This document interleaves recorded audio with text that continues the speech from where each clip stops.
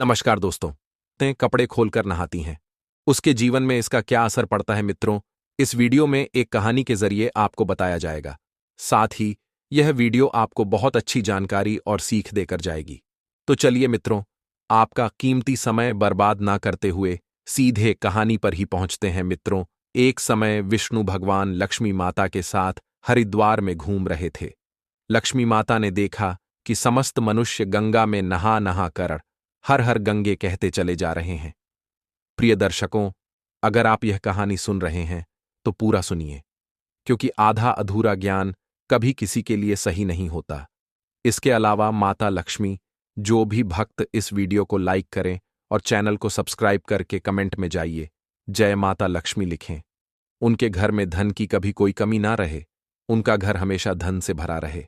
दोस्तों, जब माता ने देखा कि समस्त मनुष्य गंगा में नहा नहाकर हर गंगे कहते चले जा रहे हैं, परंतु सभी दुखी और परेशान हैं, तब लक्ष्मी माता ने बहुत आश्चर्य से भगवान विष्णु से पूछा, गंगा में इतनी बार स्नान करने पर भी इनके पाप और दुखों का नाश क्यों नहीं हुआ? क्या गंगा में अब सत्यता नहीं रही? भगवान विष्णु ने कहा, गंगा में तो वही सामर्थ्य है, परंतु इन लोगों ने पापनाशिनी गंगा में स्नान ही नहीं किया है, फिर इन्हें लाभ कैसे हो? लक्ष्मी जी ने आश्चर्य से कहा, स्नान कैसे नहीं किया? सभी तो नहाकर जा रहे हैं, अभी तक इनके शरीर भी नहीं सूखे हैं। भगवान विष्णु ने कहा, यह लोग तो केवल जल में डुबकी लगाकर आ रहे हैं, तुम्हें कल इसका रहस्य समझाऊं। दूसरे दिन बहुत जोर की बारिश होने लगी, गलियां कीचड़ से भर गईं। एक चौड़े रास्ते में एक गहरा गड्ढा था, चारों ओर कीचड़ भर रहा था। भगवान विष्णु ने लीला से वृद्ध रूप धारण कर लिया और विवश की तरह गड्ढे में जाकर ऐसे पड़े जैसे कोई मनुष्य चला चला गड्ढे में गिर पड़ा हो और निकालने की चेष्टा करने पर भी ना निकल पा रहा हो।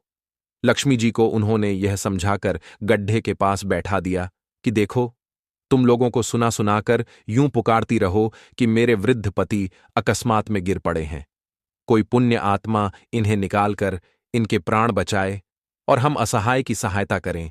और भगवान विष्णु ने यह भी समझा दिया कि जब कोई गड्ढे में से मुझे निकालने को तैयार हो, तब इतना और कहना कि मेरे पति सर्वथा निष्पाप हैं, इन्हें वहीं छुए जो खुद भी निष्पाप हो। यदि आप निष्पाप हैं तो इनके हाथ लगाइए, नहीं तो हाथ लगाते ही आप भस्म हो जाएंगे। लक्ष्मी जी तथास्तु कहकर गड्ढे के किनारे बैठ गई और आने जाने वालों को सुनाकर भगवान विष्णु जी की सिखाई हुई बात कहने लगी। गंगा में नहाकर लोग दल के दल आ रहे हैं और सुंदर युवती को यूं बैठा देखकर कोई मन में पाप और कोई कुछ धर्म का भाव लेकर रुक रहे हैं। कई लोग आगे बढ़ गए और कुछ लोगों ने लक्ष्मी जी को यह भी सुना दिया कि करने दे, वृद्ध को क्यों उसके लिए रो रही है। और कुछ दयालु चरित्रवान पुरुष थे, उन्होंने उस युवती के पति को निलना चाहा, परंतु लक्ष्मी जी के वचन सुनकर वे भी रुक गए। उन्होंने सोचा, हम गंगा में नहाकर आए हैं तो क्या हुआ, पापी तो है ही, कहीं सहायता करते समय हम भस्म ना हो जाएं। इस स्त्री के कथन के अनुसार हम खुद भस्म ना हो जाएं। किसी का साहस नहीं हुआ। सैकड़ों आए, सैकड़ों ने पूछा और चले गए। संध्या हो चली, तब भगवान विष्णु ने माता लक्ष्मी से कहा, देखा। तब थोड़ी देर बाद एक जवान हाथ में लौटा लिए हर हर गंगे करता हुआ निकला। लक्ष्मी जी ने उसे भी वही बात कही। युवक का हृदय करुणा से भरया, उसने भगवान विष्णु को निकालने की तैयारी की। लक्ष्मी जी ने रोक कर कहा, भाई, यदि तुम सर्वथा निष्पाप नहीं होंगे तो मेरे पति को छुड़ाओ। उसने इस समय बिना किसी संकोच के दृढ़ निश्चय के साथ लक्ष्मी जी से कहा, माता, मेरे निष्पाप होने में तुझे संदेह क्यों होता है? देखते नहीं, मैं अभी गंगा नहाकर आया हूं। भला गंगा में गोता लगाने के बाद भी कभी पाप रहते हैं? मैं अभी तुम्हारे पति को निकालता हूं। युवक ने लपक कर बूढ़े को ऊपर उठा लिया।